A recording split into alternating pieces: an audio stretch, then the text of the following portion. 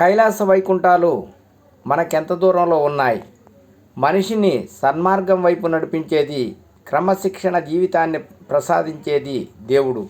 ఆ దేవుడి మీద ఉన్న భక్తి మనిషిలో ఎంత గొప్ప పరిణతి తీసుకొస్తుంది. అయితే ఈ కాలంలో ఎంతోమంది నిజమైన భక్తి అంటే ఏమిటో తెలుసుకోలేకపోతున్నారు. దేవుడు గుడిలో ఉన్నాడని అనుకుంటారు మరికొందరు. ఆ శివ విష్ణువులను వారి వారి లోకాలు, నివాస ప్రాంతాలైన కైలాసం వైకుంఠంలో వారున్నారని చెబుతుంటారు. మన భక్తి, మన పిలుపు అంత దూరం చేరాలి కదా అని అంటుంటారు చాలామంది. కానీ ఆ భగవంతుడి భక్తుడికి మధ్య దూరం ఎంత?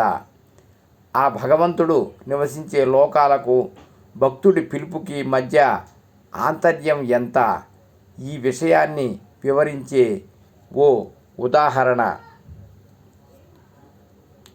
ఒక గురువు తన చుట్టూ కూర్చున్న శిష్యులను చూస్తూ, ఇక్కడ నుండి కైలాసం ఎంత దూరం, వైకుంఠం ఎంత దూరం అని ప్రశ్నించాడు. శిష్యులందరూ వెంటనే తమ బుద్ధి కుశలతను ఉపయోగించి శాస్త్ర ప్రమాణములను సంగ్రహించి లెక్కలు వేయటం మొదలుపెట్టారు. అప్పుడు ఆ గురువు తన శిష్యుల అతి ఉత్సాహాన్ని చూసి చిరునవ్వుతో, కైలాసం చేతికందే దూరంలోనూ, వైకుంఠము పిలుపుకందే దూరంలోనూ ఉన్నాయి అని చెప్పాడు. శిష్యులు తమ గురువు మాటలు విని నివ్వెరపోయారు. అదెలా గురుదేవా, విషయం వివరంగా చెప్పండి అని అడిగారు.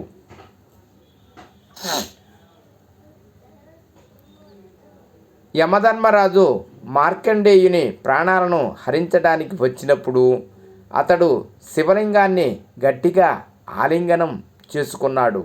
అప్పుడు కైలాసం నుండి శివుడు వచ్చి యమధర్మరాజును శిక్షించి మార్కండేయుణ్ణి రక్షించాడు. అంటే కైలాసం చేతికి అందినంత దూరంలో ఉన్నట్లే కదా. అదేవిధంగా తటాకములో మొసలి నోటికి పట్టుబడిన గజేంద్రుడు ఎలుగెత్తి నారాయణ అని పిలిచాడు. వైకుంఠంలో ఉన్న ఆ శ్రీహరి వెంటనే పరిగెత్తుకుంటూ వచ్చి గజేంద్రుణ్ణి రక్షించాడు. ఆర్తితో పిలిచిన భక్తుని పిలుపు వైకుంఠానికి వినబడిందంటే మరి వైకుంఠం పిలుపు వినిపించే అంత దూరంలో ఉన్నట్లే కదా అని వివరించాడు గురువు. గురువు మాటలు విన్న శిష్యులకు సందేహం తొలగిపోయింది.